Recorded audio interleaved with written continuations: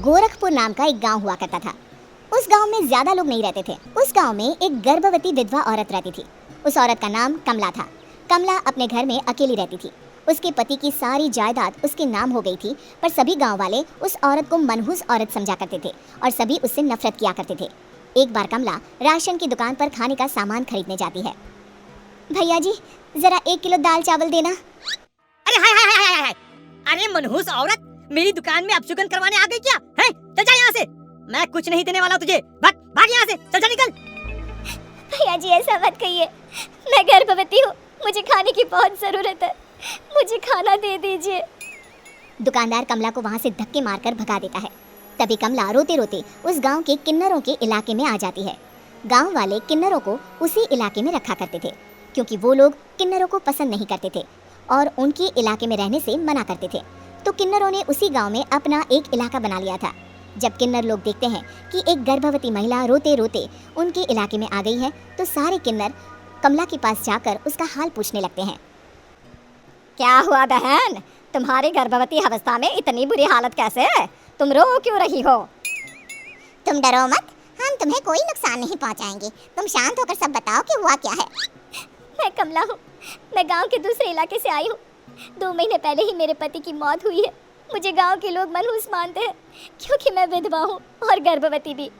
वहाँ के लोग मुझे खाने के लिए कुछ बेचने के लिए भी तैयार नहीं, जिससे मेरा गुजारा नहीं हो रहा था। कोई बात नहीं कमला, हम तुम्हारा ख्याल रखेंगे। किन्नर लोग कमला को एक खाली घर में रहने के लिए जगह दे देते हैं और उसकी देखभाल भी करते हैं।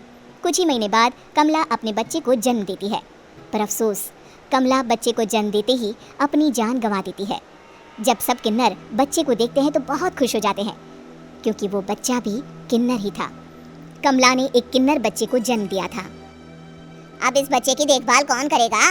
हम तो इस बच्चे को गांव के दूसरे इलाके में भी नहीं भेज सकते। और तो क्या हुआ, इस बच्चे की माँ नहीं रही तो हम इसे पालेंगे। अब ये हमारे इलाके में रहेगा, हमारे साथ रहेगा।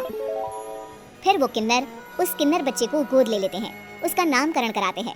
उस किन्नर बच्चे का नाम शक्ति रखा जाता है। देखते ही देखते शक्ति बड़ी होने लगती है। उसके रंग रूप बहुत सुंदर थे। वो बहुत सुंदर किन्नर दिखती है। एक दिन शक्ति एक किन्नर से पूछती है, माँ जी सुनिए ना, ये गांव के दूसरे इलाके में भी तो लोग रहते हैं, तो हम वहाँ क्यों नहीं जाते? हम उनसे अलग क्यों रहते हैं? शक्ति, क्योंकि वो लोग हमारे जैसे नहीं, वो लोग हमें पसंद नहीं करते, इसीलिए हम उनसे अलग रहते हैं। क्यों? वो हमें क्यों पसंद नहीं करते?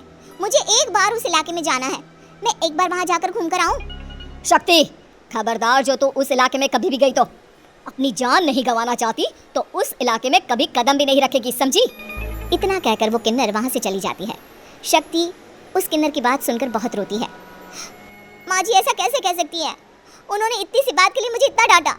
अब तो मैं उस इलाके में ज़रूर जाऊंगी। फिर एक दिन शक्ति गांव के दूसरे इलाके में चुपके से जाती है। ये लोग तो हमारे जैसे ही इंसान हैं, तो ये हमसे नफरत क्यों करते हैं? जब शक्ति उस इलाके में पहुंचती है तो गांव के सारे आदमी उसके रूप से मोहित हो जाते हैं। वो लोग ये अंदाज़ा नहीं लगा पाते कि वो किन्नर है। शक्ति की सुंदरता देखकर सारे गाँव वाले उसकी तारीफ करने लगते हैं। तभी गांव का चक्कर लगाने गांव के जमींदार का बेटा हर्ष वहां पहुंचता है। हर्ष भी दिखने में बहुत सुंदर होता है। जब हर्ष ने शक्ति को देखा तो वो भी उससे मोहित हो गया, और जब शक्ति की नज़र हर्ष पर पड़ी तो वो हर्ष को देखकर मोहित हो गई। आपको पहले कभी इस गांव में देखा नहीं। इस गांव में आप नए हैं क्या? जी नहीं, वो मैं बस। तभी शक्ति बोलते बोलते रुक जाती है और मन में सोचने लगती है, अगर मैंने इनको बता दिया कि मैं दूसरे इलाके से आई हूँ तो वो समझ जाएंगे कि मैं किन्नर हूँ, इसलिए मुझे इनसे झूठ ही बोलना पड़ेगा। शक्ति हर्ष को कहती है, जी हाँ, मैं इस गांव में नई आई हूँ, यहाँ अकेली रहती हूँ। वैसे आप कौन है? आप भी इसी गांव में रहते हैं?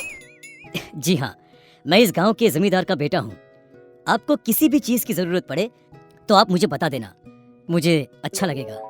ऐसे ही शक्ति और हर्ष एक दूसरे से रोज मिलने लगते। वो दोनों अपने प्यार का इजहार करने एक दूसरे से मिलने जाते हैं। तभी शक्ति का पीछा करते करते एक किन्नर वहाँ आ जाती है। शक्ति, मैं तुमसे बहुत प्यार करता हूँ। मैं तुमसे शादी करना चाहता हूँ।